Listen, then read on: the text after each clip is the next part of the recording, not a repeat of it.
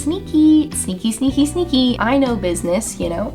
I don't know business. I know business a little bit. Would you do it for me, Colourpop? Hello, welcome back to my channel. Thank you so much for being here. That was super sweet of you. Look who's here with us today, everybody. I am so excited to have Bert here with us today. I think he's gonna be a big help during the video, and he's so kind, oh my gosh. I am really excited to get into this video. Bert is really excited for this video to be over because that's when he gets lunch. But I think we're gonna have a good time still, Bert. This is gonna be a great appetizer for lunch, a little video as an appetizer. But that's not what this video is about. You did not click on this video to find out when Bert gets his lunch. It's right around noontime, right, Bert? Don't eat that. No, don't eat that. No, you clicked on this video because you, like me, have an interest in makeup trends we're leaving in 2021. So this is 100% not my video idea. This concept was created by Jackie Aina. She used to do this video every single year, and she would always take it as an opportunity to talk about makeup trends that weren't her favorite that she hopes don't go into the following year. I like to put my own sort of spin on it, so I don't necessarily talk about like makeup trends I don't like. Like, I'm not gonna sit here and be like, I don't like this soap brow trend of 2021. I do like the soap brow trend of 2021. I hope it goes into 2022, but that's not what this video is about. I like to talk about more makeup industry trends, you know? So I like to talk about packaging, I like to talk about ingredients, I like to talk about types of makeup that I hope aren't released again, because I'm not saying Jackie did this, but I don't want to ever feel like I am targeting somebody's favorite makeup technique. If you like to do your eyebrows in a way that I don't like to do mine, I'm not gonna be the one to sit here and tell you not to do it next year, you know? So yeah, we're definitely gonna be focusing more on the beauty industry as a whole, and I'm gonna be calling out brands and corporations more than I'm gonna be calling out your favorite techniques. So if that sounds like a topic that is interesting to you and you want to hear all about makeup trends I hope we leave in 2021, then I encourage you to please subscribe and keep on watching because it's coming at you right now. Also, I'm sorry if I'm sitting further back from the camera today. It's because there's a spider in the room and I love her. She's an icon. I love her so much. But she and I are a little scared of each other. You know, we're not, I'm letting her be. I'm letting her have her space, but she is over there. So it's like my own Charlotte's Web over here. It's so fun. And Bert's Wilbur, right? Okay, so for the first makeup trend I hope gets left in 2021, I want to talk about SPF in makeup. And I just want to be clear, I'm not talking about tinted moisturizers. Tinted moisturizers are typically formulated so that you can use the right amount to protect your skin. My issue is with those foundations that claim to have SPF and bronzers that claim to have SPF. I know you guys know this, I'm sure you already know, but just in case you don't wear enough foundation for it to actually protect your skin. Even if your foundation claims to have SPF in it,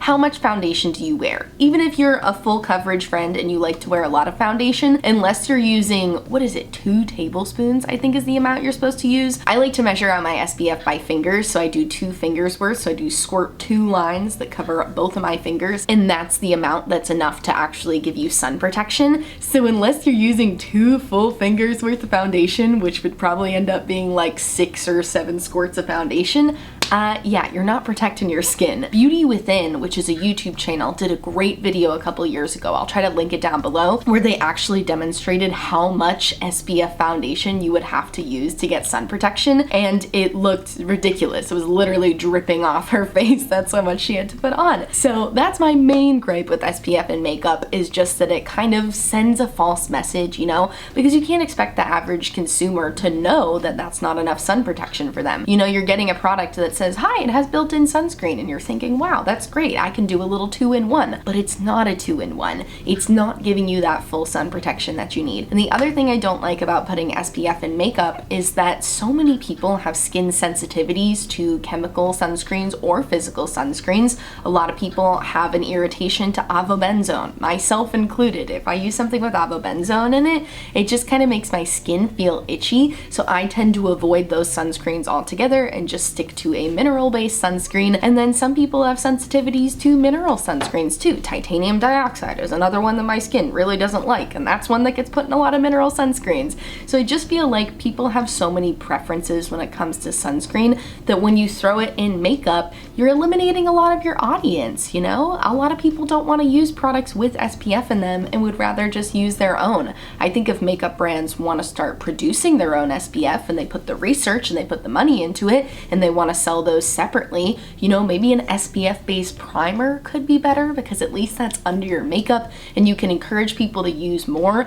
That's really my biggest frustration, is just the lack of education around educating the consumer on how to use SPF, you know, because like I said before, they're giving you this foundation that says it has SPF in it and you're thinking, wow, great, I'm set, I'm good to go, because they're not telling you that you're not good to go. If they were really trying to be ethical about it, they would put a big notice on the back that said, this is not enough sunscreen to cover your entire face. You should still supplement with sunscreen. But they don't do that because they don't want you to read that message and then go, oh, well then why am I getting this in the first place? Because they want you to buy it. But you should be thinking, why am I getting this in the first place? Because it's not really giving you sun protection. And if you're already wearing your sunscreen underneath and you just want a little extra, sure, go ahead. If you like the formula, that's great, but don't you let them charge you extra money for SPF protection that you are not getting from that foundation. So yeah, in conclusion, I really hope that we leave SPF infused makeup behind in 2021. Okay, so the next makeup trend I hope we leave behind in 2021 is mega monochrome palettes. So last year I talked about leaving mega palettes behind in 2020.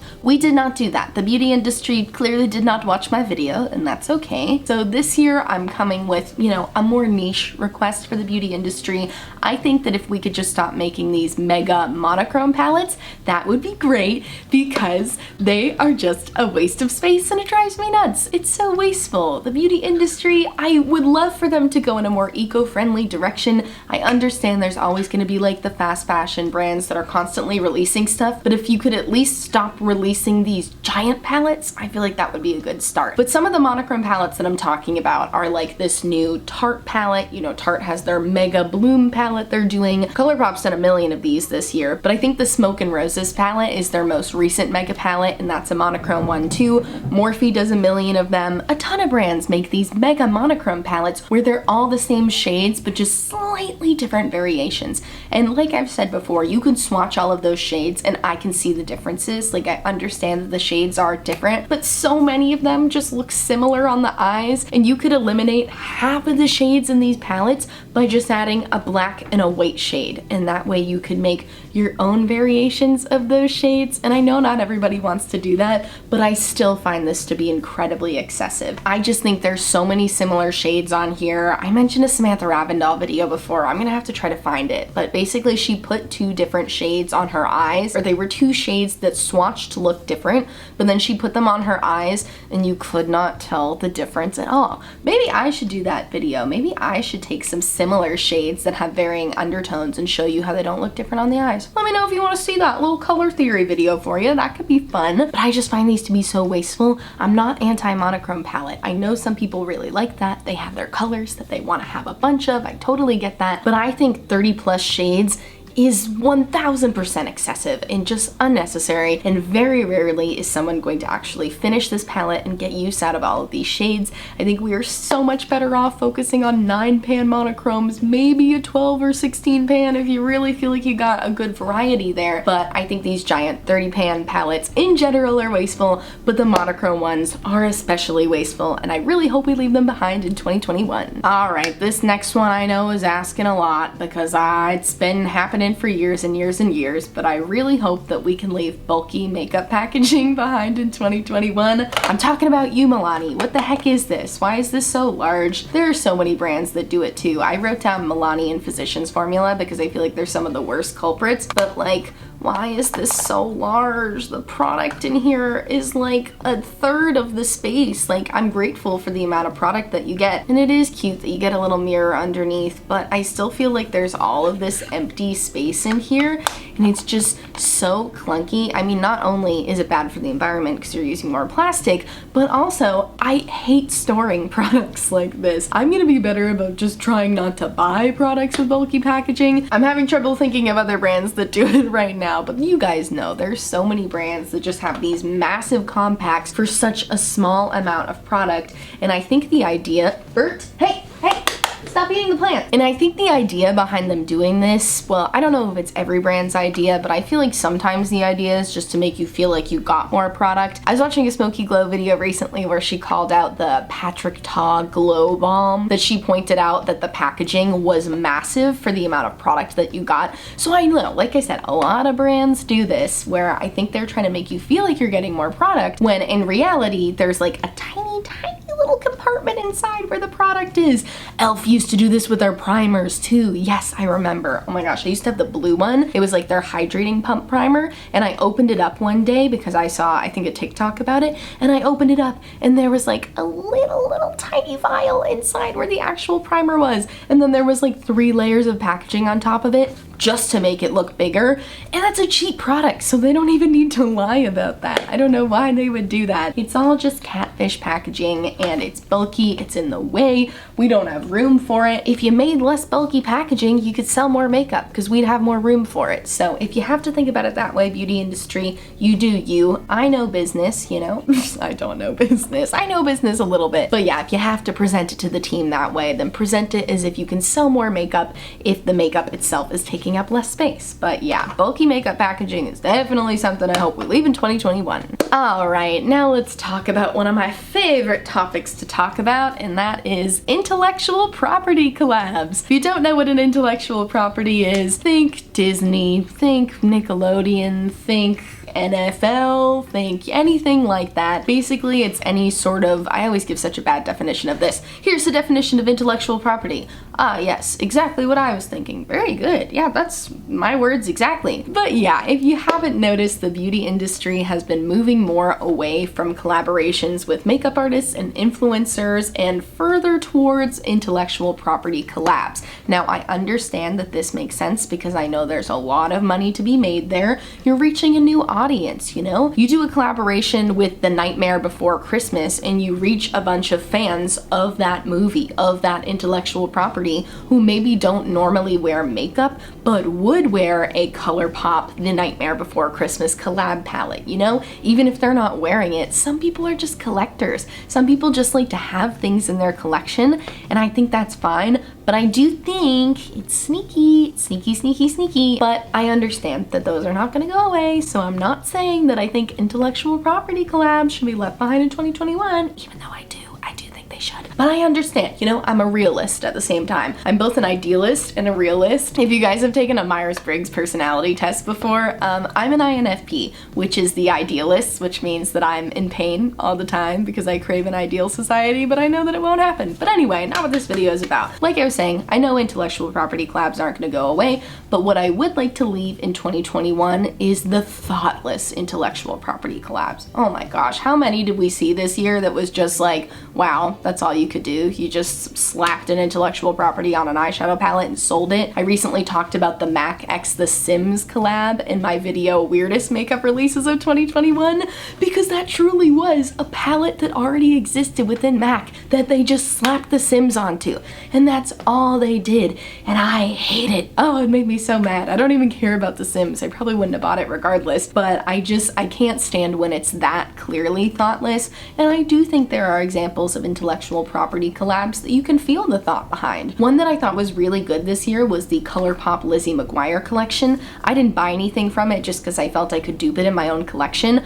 but that Lizzie McGuire palette, it was one of my friend Tara Brooks' favorite palettes. She loves it so much, says it's a great formula. I think the color story is so cute. I thought all of the packaging they did for the collab was really cute. They did the squeezy lip gloss tubes, and it really just felt so nostalgic. It felt so early 2000s, and you could just really feel the thought behind it. And I thought they did a really nice job, even though I didn't buy anything. But I think for every Lizzie McGuire collection, there's 20 other collabs that just feel like they have a logo slapped on them. I will say Colourpop is one of those brands that does feel like they put a little more thought into things, except for that NBA collection Colourpop. What was that? That came out of absolutely nowhere, had very little promotion around it, and they did kind of just look like they had the logo slapped on them with some like colors, like the colors match the NBA brands. But that was just so out of left field for me. Like, that was so random. But I guess it was a collab, and I get it. I know that sometimes intellectual properties can be very controlling with the artwork that they license to you,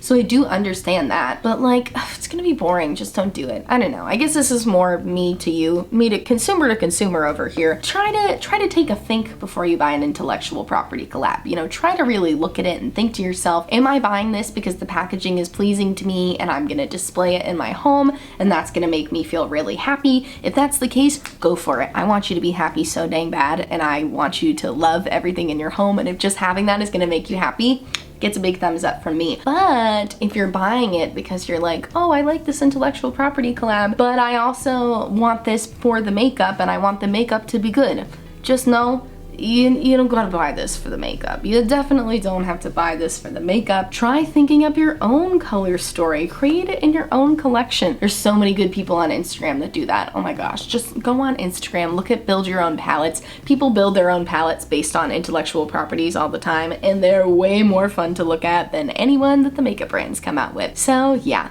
just encouraging you to take a think before you buy an IP property collab next time, because there's way more bad ones than there are good ones. So I hope that we can leave thoughtless intellectual property collabs in 2021. Now for the last makeup trend I hope we leave in 2021, this one is somewhat similar to the intellectual property collabs, but different. I'm talking about astrology themed makeup releases. Now you guys know I love astrology. You know I am an astrology fiend. I'm a Virgo Sun, Sagittarius Moon, Libra Rising, Scorpio Venus, led by Cancer. I got a lot going on in my chart. I'm very emotional. So I love astrology. I'm not anti-astrology collabs or astrology makeup releases. I am anti-astrology releases that clearly have no research behind them, and I am very anti-astrology releases that just give the Virgo one a bunch of browns. That's boring. Virgos are not all neutral. We are bold, we are fun, we are exciting, we're purple and we're green and we're gold. But year after year, we get these astrology-based releases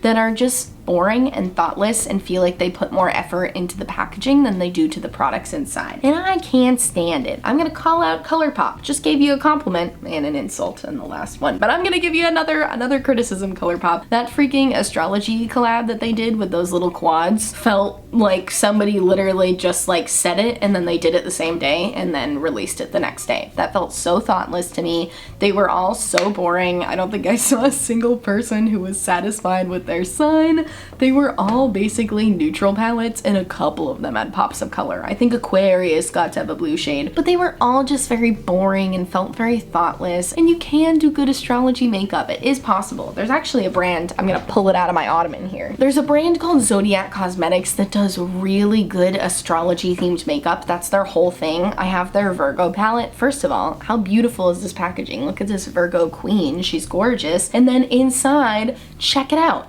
It's not a neutral palette. Are there some neutrals in here? Yes, but also look at all these beautiful bold shades. Like, this is so exciting to me. Really, really cute, really, really well done. I wish more brands would take a hint from here. Don't copy them. Don't you dare copy my friends at Zodiac Cosmetics. But I just wish that more brands would put more thought into their astrology makeup like Zodiac Cosmetics has. But yeah, I feel like I got off on a little bit of a tangent there. But in conclusion, I just really hope that if brands want to do astrology makeup in 2022, they take some time, do some research, maybe consult an astrologer, consult someone who's more of an expert on the field. Take the extra time. I know you want to release something every 2 seconds, Colourpop, but you don't have to. You can take a think on it, you can sit, you can listen, talk to astrologers, put like a year's worth of effort into a really good astrology collection, and it's gonna do so well. I really feel like the extra effort will be noticed. It's kind of frustrating because like those collections do tend to do really well even when there isn't a lot lot of effort because people just love astrology so much.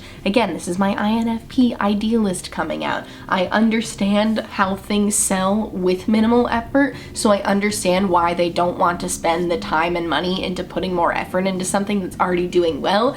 But would you do it for me, Colourpop? Would you just do it for me? Because it would make me happy. But yeah, and on that big tangent there at the end, we have reached the end of the video. Those are all of the makeup trends that I hope we leave behind in 2021, and now I want to hear what trends you want to leave behind in 2021. I can't wait to hear from you. Oh my gosh, I feel like there was a lot of strange makeup behavior this year, a lot of weird brand behavior, so I'm excited to hear what you guys have to say, and also let me know what makeup trends you want to see in 2022. What makeup trends do you want to see in the coming year?